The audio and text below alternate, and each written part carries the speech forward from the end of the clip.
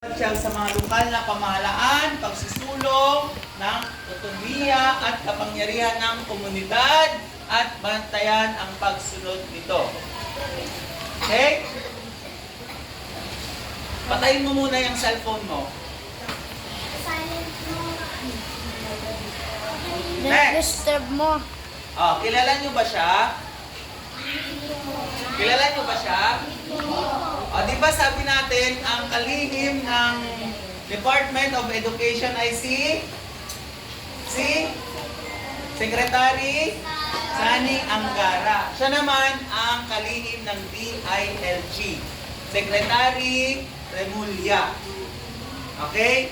Siya si Secretary Remulla. Siya yung nagsususpend, siya yung nagbibigay utos kung may suspension. Okay, next, tapos na natin dumako na tayo sa mga unit or ahensya or sangay ng DILG.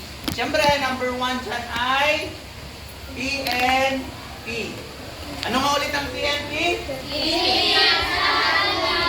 Okay, yung ipinakita kong pulis kanina. Under PNP siya, Philippine National Police. Saan ang tungkulin ng pulis? Sabi nyo kanina, tagabantay, tagahuli ng magnanakaw, ano pa? So ang unang-una ay sila yung nagpapatupad ng lahat ng batas at ordinansa kaugnay ng pangangalaga sa buhay at ari-arian. So napakalaking role ang mga pulis sa atin. Napakalaking gampanin nila para sa ating kaligtasan at kaayusan. Kasi sila yung nagpapanatili po ng kapayapaan at kaayusan at gumagawa lahat ng kinakailangang hakbang upang tiyakin ang kaligtasan natin. So iimbestigahan nila at pinipigilan nila yung krimen. Inaaresto nila yung mga kriminal. Sino dito nga ulit ang gusto maging pulis? Ay, isa lang. Sino dito ang gusto maging kriminal?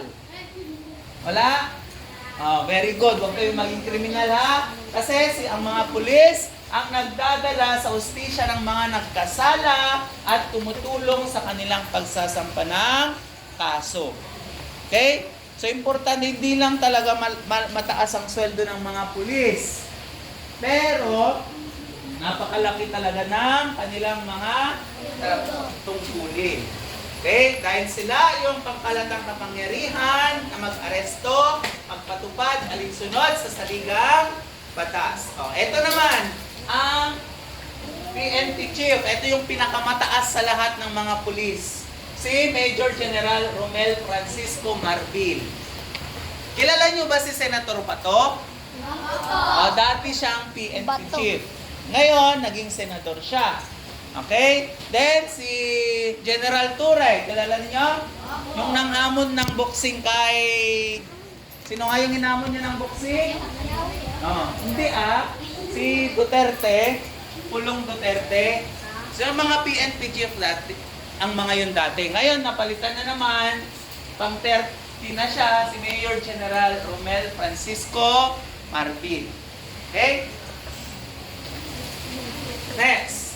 Anong ulit ang PNP? Philippine National Police. Okay, next. Ang BJMP. Ano naman ang BJMP? Ano nga yung sinabi natin sa BJMP kanina? Bureau of Management and Technology. Penology. Okay, eto, ano ba yan?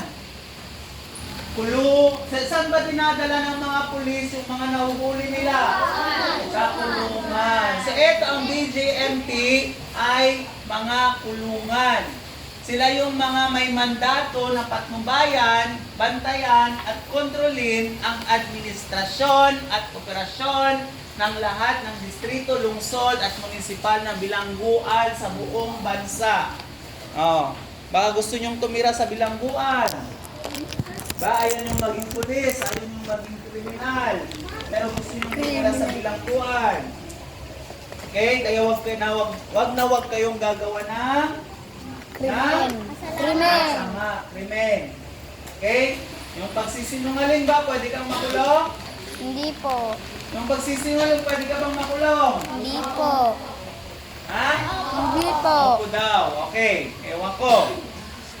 Pangunahing mga tungkulin pangangalap at unlad ng mga person deprived of liberty. Ano bang ibig sabihin ng person deprived of liberty? Sila yung mga nakagawa ng pagkakasala. O sila yung mga nakapatay, sila yung mga nagnakaw at mga lumabag sa batas. Okay? Next, tumago naman tayo sa BFP. Ano ulit ang ibig sabihin ng BFP? Parang natin ng dot, mga kawani ng pagtatanggol sa sunog. Basahin nga natin lahat. Responsable, go! Responsable sa pag-iwas at pagsukil ng lahat ng kapamisalang sunog sa mga gusali, bahay at iba pang ekstruktura.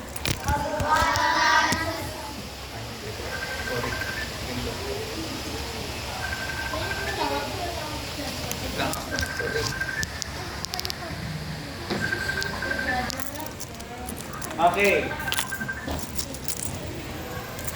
Ito, sasakyang pandagat na nakadaong sa mga daungan o naangkla sa mga pangunahing pantalan. So sila yung mga nagtatanggol sa atin kapag may nasusunugan. Okay? So, ang BFP ay nagpapatupad ng fire code at iba pang kaugnay na batas na iniimbestigahan ang lahat ng sanhi ng sunog. Yun ang unang-una nilang ginagawa. Saan ba nagmula yung sunog? Okay? So malalaman nila kung pumutok ba na charger, kandila, malalaman nila yan. So sino nga dito ang gustong maging bumbero balang araw? O yan, magandang trabaho rin ito. Kaya lang, ito ay delikado rin. Pero pag-aaralan mo naman lahat eh. So yan yung mga nagproprotekta sa atin, no? Ito yung mga ahensya na nagproprotekta sa atin para maging maayos tayo at maging ligtas anumang sa lahat ng sakuna. Okay? Ang DILG, sabihin na natin lahat. DILG, Department of Hindi, Interior. DILG yung acronym lang. DILG, PNP, BNP, BAMP. So marami na kayong mga acronym na nalaman ha. May question, may katanungan. May question. Ha? Naintindihan ba? Okay, ngayon naman dumako tayo sa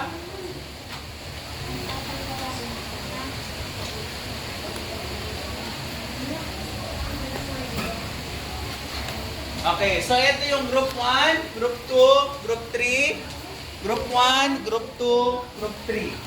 Okay, meron ako ditong mga kahon at may mga task kayo dito. Yan na tol. Yan. Nakalagay dito, leader ng group 1, pumunta dito.